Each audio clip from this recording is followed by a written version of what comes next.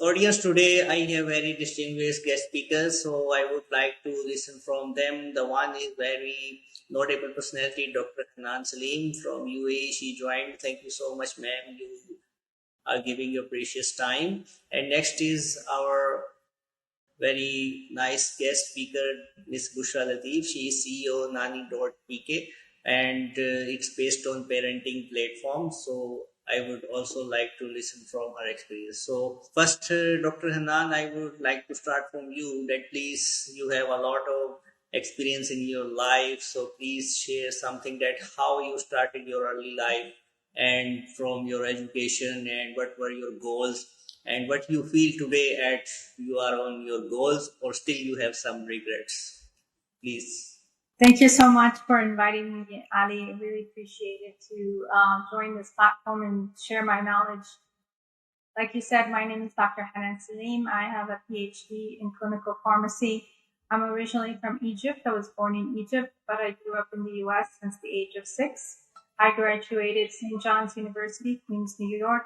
So I pretty much lived all my life, including my experience in healthcare, in hospitals. So I was part of a prestigious committee called the P&T Committee, which is Pharmaceutics and Therapeutics Committee, which is a group of professionals, doctors, nurses, and of course, pharmacists who come together, who make decisions for hard to diagnose, hard to treat conditions like cancer, diabetes, and those sort of chronic conditions that we're all facing across the world. I've also actually moved then in 2012 to Dubai. I've been living here since 2012, and I work at Ministry of Health. I have a very important position. I'm no longer doing clinical pharmacy, where I used to be a chemotherapist, chemo pharmacist in the work that I did in the US. Now I do compliance, regulatory affairs, more administrative work, but nonetheless very important work for the public health and safety of UAE. Okay. And of course, I have a passion, which is mental health and well-being. And of course, it's aligned with UAE Cabinet Wellbeing 2031. And now the CEO and launched a platform called Tackle and Talk that addresses the mental health and well-being, which we're all facing across the world because of economics, post-COVID situation, as well as a lot of the pressures, especially we're helping mothers and Gen Z. So why you selected pharmaceutical sciences? Just based on these like genetic disorders or something else? Well, ever since I was 7 years old, going back to Egypt and visiting, I used to see a lot of children suffering with cancer. And of course, my small mind at the time was like, I'm going to give drugs to everybody. I'm going to become a pharmacist and help everyone be better. And I thought the best tool was, of course, medicine. And actually, I had gotten into pre-med, but then I switched to PhD in clinical pharmacy, actually 2 years after medical school, because I wanted to fulfill that legacy or that passion to help people. But of course, through experience and through my own experience and health journey, I realized that there are also certain things part of the puzzle, which is mental health and well-being, that adds to the benefit of people getting over chronic conditions, not just the medicine. Yeah. Okay, nice. And may I ask that when you started this career, so what was the motivation of your family, like your parents and other? Did they like this also?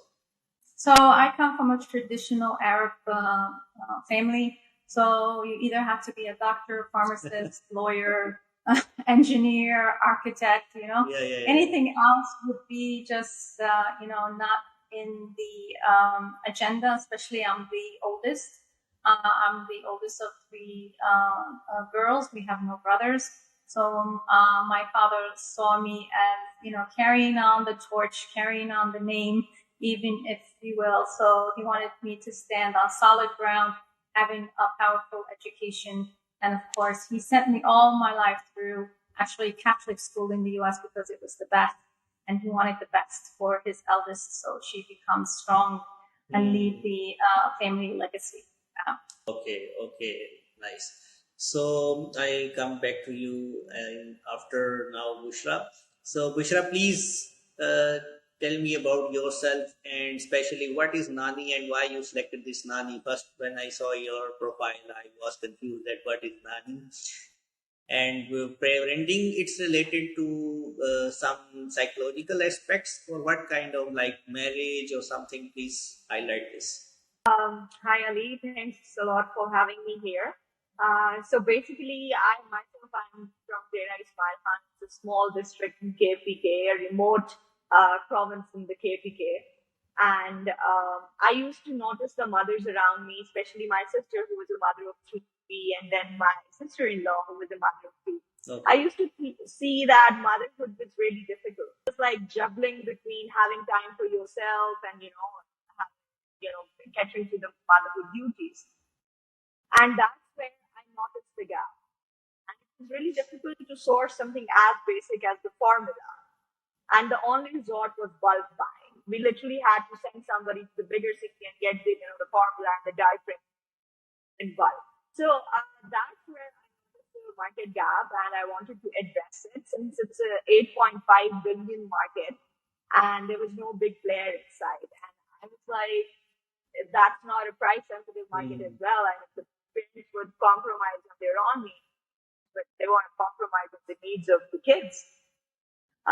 So that's how the idea of Nani came in. So basically, Nani is the Asian maternal grandmother. Yeah, okay. That's what it's called in Pakistan. Yeah. So the basic idea behind the brand is the amalgamation of contemporary knowledge and the old world wisdom. So it's the digital Nani way. And that's how I often love Nani. Yes. It's basically an AI-powered parenting platform. Unifying Dawla space as a whole and a parent-centric e-commerce marketplace, along with the basic subscription model that we got tremendous response over. So basically delivering diapering and milk, very basic kids grocery, twice a month to the parents. And that's how people readily opted for it. Since fathers are responsible for getting the kids grocery in Pakistan.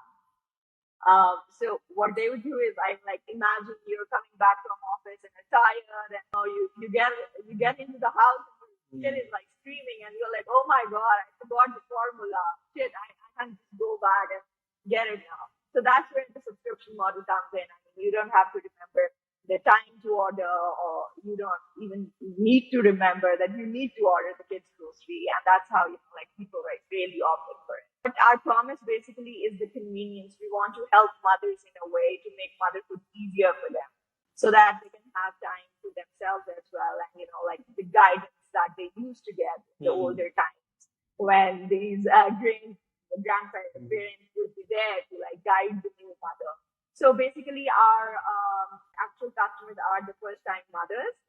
That's where it comes in, because we have the community support attached to this business model, where they can relate to other mothers and feel okay that motherhood is difficult, and that's how the journey is. So that's how we are helping the mothers. Saving them time and the anxiety that they go through. Okay.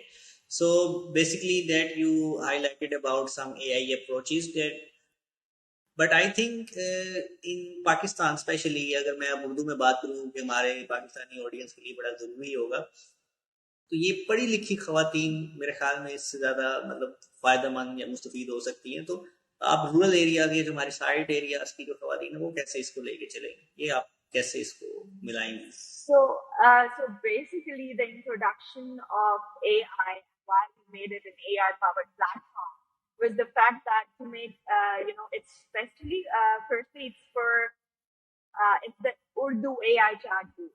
So it's a mother for the mummies out there. And it's very culturally sensitive. We have built this culturally aware content and aggregation system around it. So basically, when it becomes culturally sensitive, how parenting is talked about in Pakistan, since it's a very emotionally driven business, So that's how we have designed our AI exactly. So basically, it's like the basic problem that it solves is because there's mostly the mothers are housewives out there, and especially when I talk about remote areas, basically there to make the research easier for them.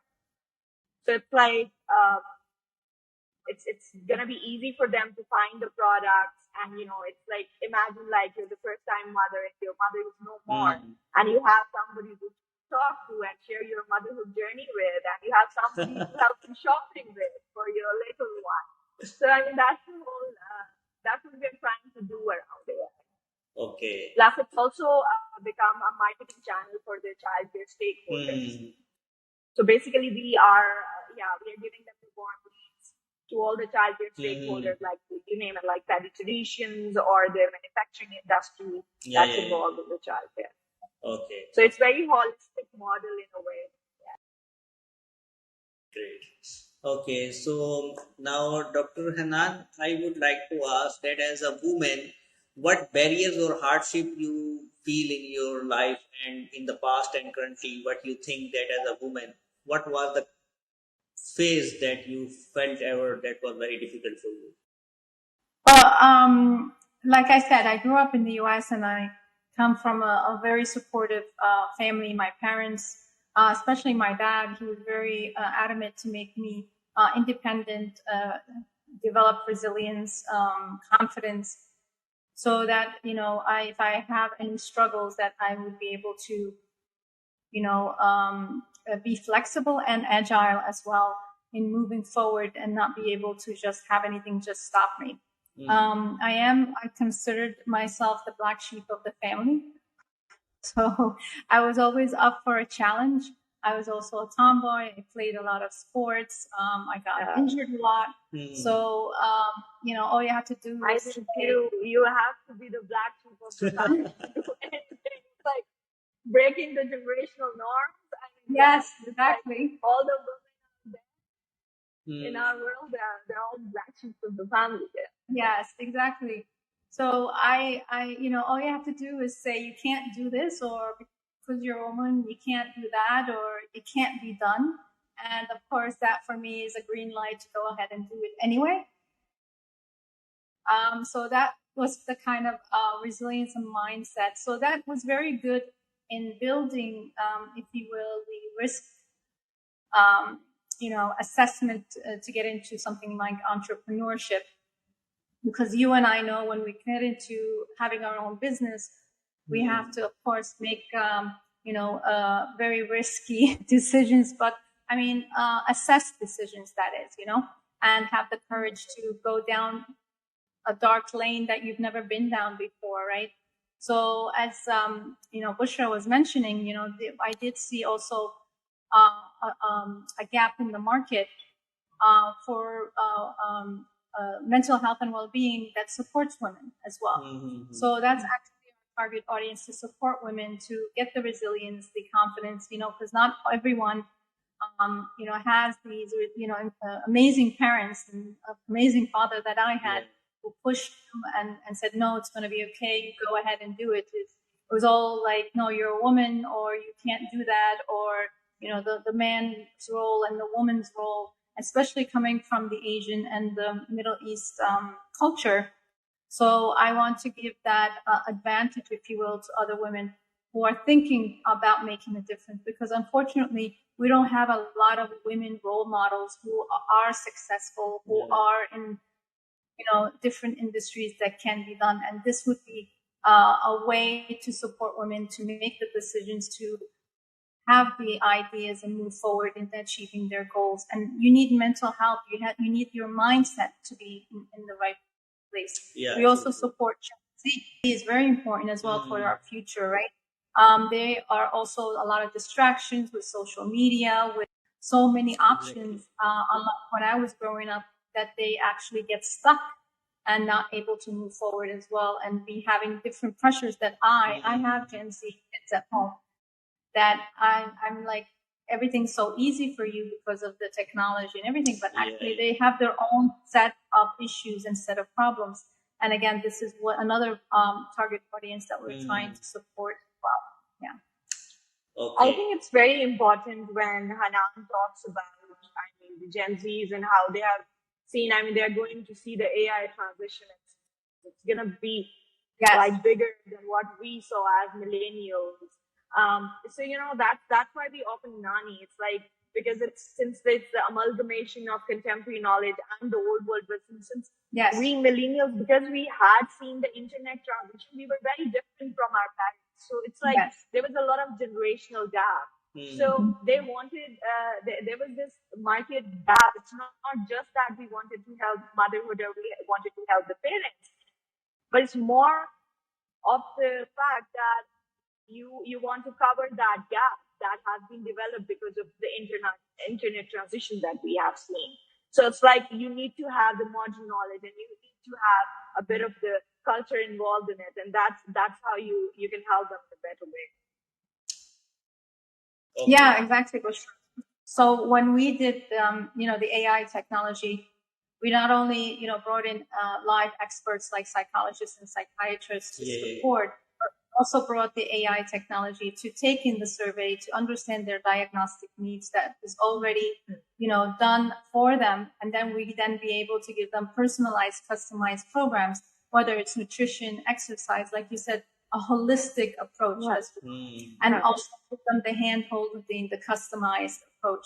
So what's been happening is a lot of also companies have been doing webinars, trainings, workshops, and it's not really giving the hand-holding that people need nowadays. It's only the awareness of there is an issue and there is a problem and you're not alone.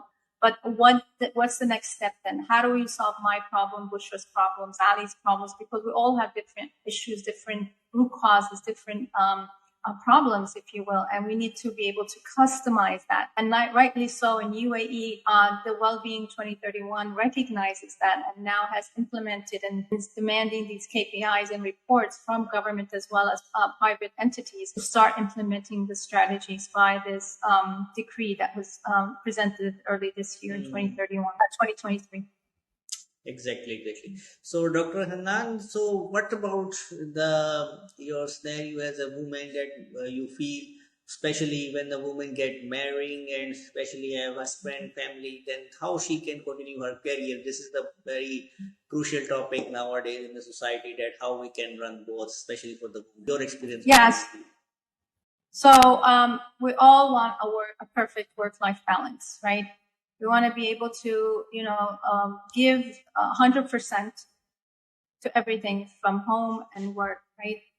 To be able to feel that we've made our achievements and our commitments. Otherwise, we feel guilty, we feel drained, and we feel, selfish, right? But women need to understand, in order to give, you need to receive, right? Women need to understand you have to take care of number one, which is you. Imagine when you're on the plane, right? What do they say when the mask comes down, right? They put it on you first and then help your dependents. And that could be even your own children. So in other words, what good are you going to give from an empty cup, an empty glass, if you don't nurture yourself? You can see it as being selfish or and have a guilt trip, but actually it's selfless. When you're able to give from a full cup, you are more beneficial to others, including your family, including your kids.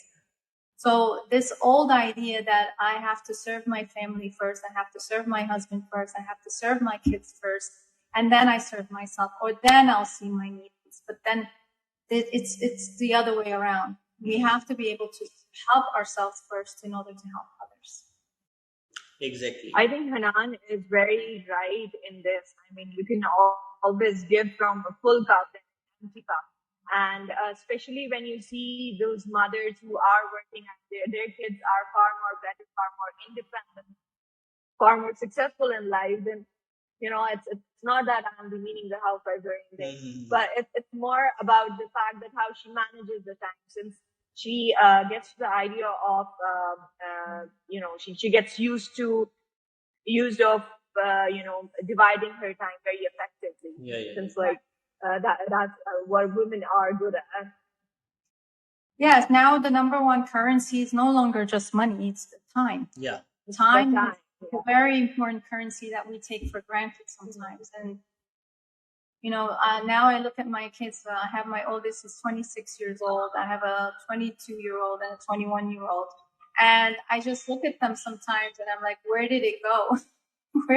How did it all fly by? And, we need to stop and enjoy the family. Yeah, we serve our family, but we need to enjoy them, have fun, listen to them, have that interaction. And really, because one day they will come and they will be out of the nest, right? And then you wonder how did it all just fly by and we didn't really have those memories that we wanted to have as we go into our old age.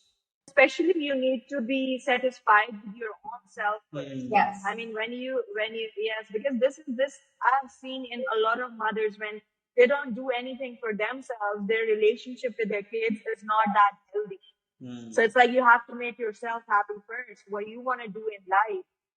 When you get done with that, then I think you're more ready to towards like marriage and to become a mother.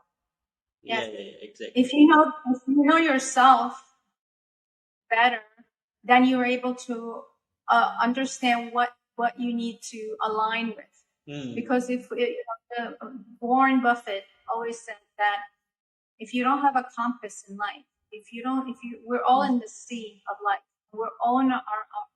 Each one of us are our own little boat, right?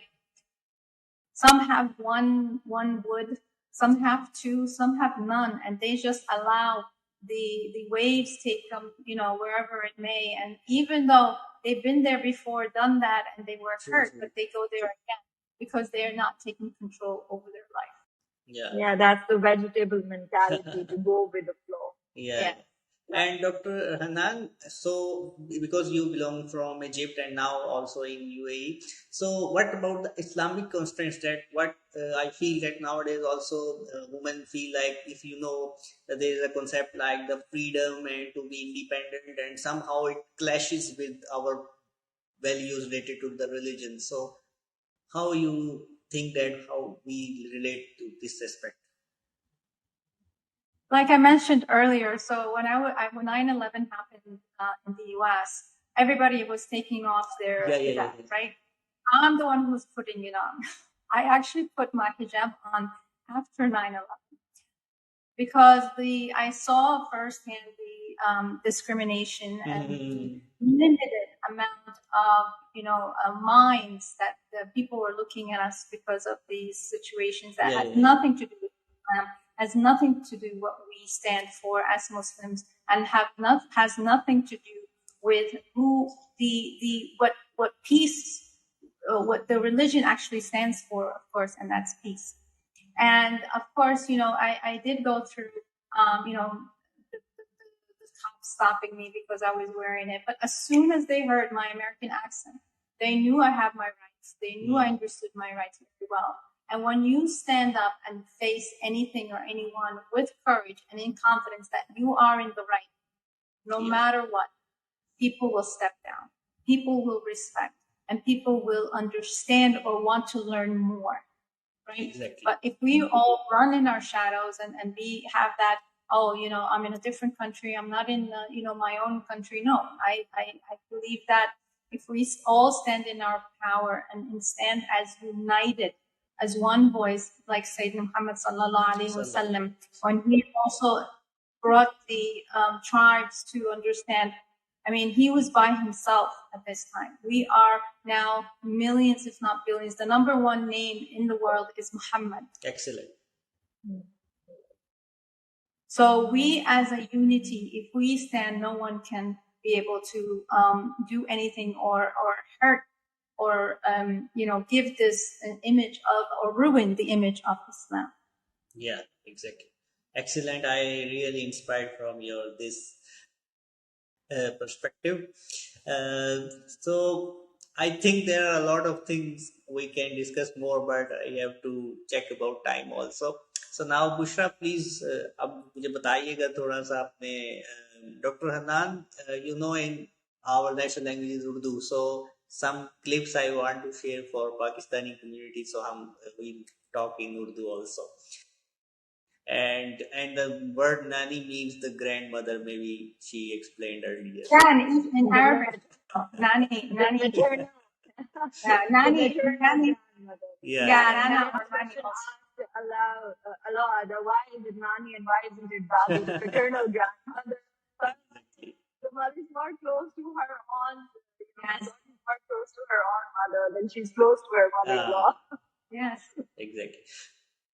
सो बुशरा बताइएगा कितनी खवातीन अब तक आपकी इस platform से like learning हासिल कर रही हैं और क्या इसको मजीद एक्सपेंड करने की चीज़ें हैं और ये जो स्ट्रेंथ है इंक्रीज हो रही है आपकी नज़र में या रुकी हुई है और कितने अरसे में जब से आपने स्टार्ट किया है इसकी क्या रही है नंबर ऑफ वुमेन की strength?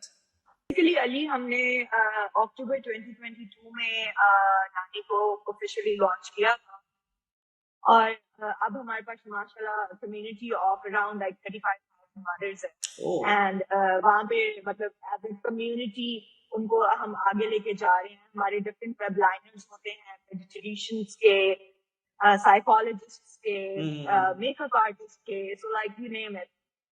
That's how like different community initiatives हमने लिए हैं जिसमें एक जो है वो नानी की कहानी. It's the bedtime stories. Since like I would just like to add in this because take a bit of like 2 minutes to say that since we millennials we had always been exposed to European literature. Yeah. Stories based in the streets of Europe, with their own names, so we could never really relate to it, and that's how our courses were. So basically, Nani took the initiative and launched Nani Publications, where we are supporting local literature and highlighting the local writers and the stories based in the streets of Lahore, basically, and with our own names, ताकि बच्चे जो है वो relate कर सके उन stories के साथ. That's one of the community initiatives that we took, और वो people are loving it. They are like, वो कब आएगी story? They wait for Sundays that story comes in. So we have like these three very interesting community initiatives जिसमें एक नानी की कहानियां हैं, नानी के टोटके हैं, the old remedies for nannies, for their mothers, sorry. And then there's like Shagufta ke Masal, where Shagufta is a mother or wo nannies to help her solve her problems. So these are few of the initiatives that we took, and people love the whole idea behind it, Nani. And especially my vision for Nani is that it becomes the research engine when it comes to childcare products and a household name when it comes to parenting as a whole. So a model that is very holistic to help parenting in general. और बुशरा आपकी अपनी life के goals के हवाले से क्या है, like आप क्या समझती हैं कि नेक्स्ट प्लान अगेन हमारे कल्चर के मुताबिक शादी ब्याह और इनके बाद अपनी फैमिली लाइफ या अपने स्टिल नानी को कंटिन्यू रखना है अपने साथ? So basically coming from a very traditional political feudal family myself from KPK, I'm like a pure Pathan. So it's like it was very difficult for me to get into this since it's like it's very posh. It's the startup ecosystem in Pakistan is really small and it's posh. You have nice people around you. So it was one of the things that I could work in and not in some corporate sector or anything like that. लेकिन मेरी obviously बड़ा difficult था, took a lot of conditioning to get where I am right now. So did not get a lot of support. But it's like I just learned it the hard way कि आप जैसी आदत लोगों को डालते हैं उनको वैसी पड़ती है. So it's like this is how you kind of like present yourself, and when you don't give up, and there's this Iqbal ka quote, the punishment of cowardice is death. And I just live by it. So, I mean, you have to be in the arena, do it screaming, but just do it, be in the arena and do it. So that's how I live by it. But otherwise, obviously, when it comes to marriage, I mean, it's about the divine timing, and I can't say anything about it. But since मैंने इतनी मेहनत की है यहाँ पे आने के लिए, and that's how I built myself, and that's what my passion is. I'm a tech enthusiast and AI enthusiast, and Nani is my baby child, so it's gonna be there, obviously. Yeah, inshallah, I hope one day you will be also become Nani. A successful Nani, not only platform, but in real life also. Hopefully that. Sure. Okay, so Dr. Hanan, so I want to end the talks of today's session. I want to ask briefly that what you suggest our young minds, the young women, especially in Middle East and also in Asia, Southeast Asian countries, that we have some kind of influence, like you mentioned earlier, like from media and all that, some influence from the Europe or the Western community. So, what you feel that in next 20 years, 30 years, how our young girls should build their personality in both moderate. So the statistics shows that actually future jobs don't actually even exist yet today. That's the rate of how AI technology is moving. With cryptocurrency, with AI, with blockchain, with all this, to actually predict an accurate future or idea for the future generation. And the number one thing I could really advise is to be agile.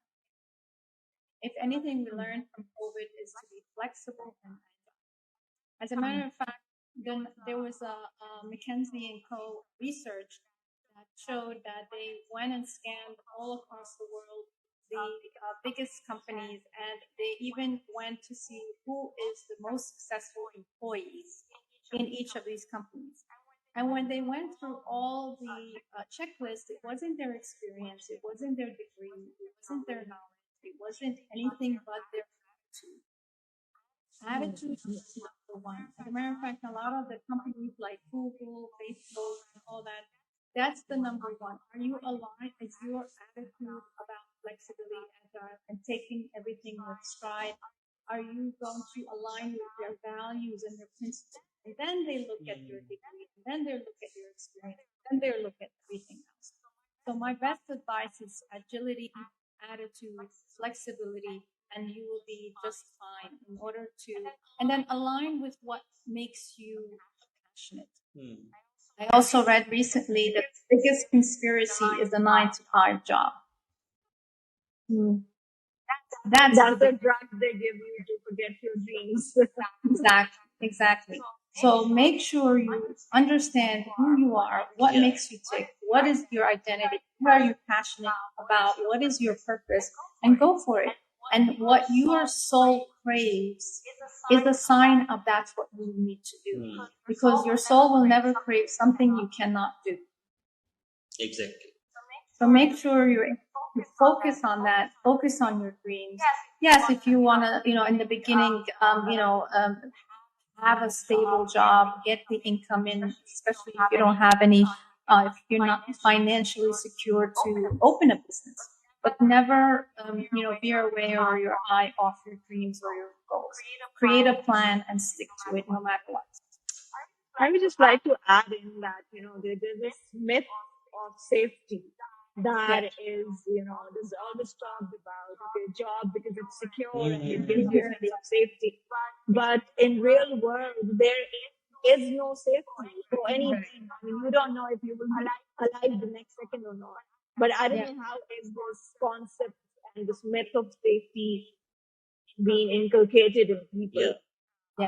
So, there's this I really agree with Hanan, how she was saying that how agile you could be and how you have to, get into the new technology and everything. And that's the kind of culture that we want to build around your team. That's what we do at Nani as well. So the moment AI was there, I would readily opt for different workshops for the employees and all of that. And when even when you're hiring somebody, I mean, the passion you need to see the most, that should be there. Even in the startup culture, when we come to VC money, since women are like sideliners, so 2 or 5% of the funding goes to women. And then I wouldn't blame that as well, because there are very, very few women in the startup ecosystem who are doing something and making something. But that being said, I mean, it's like you have to invest a lot of time and energy on how people think.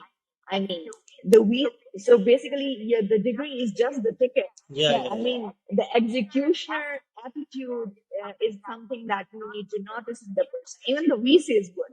So I usually say that because I don't come from a technology background myself, but I had always been a tech enthusiast.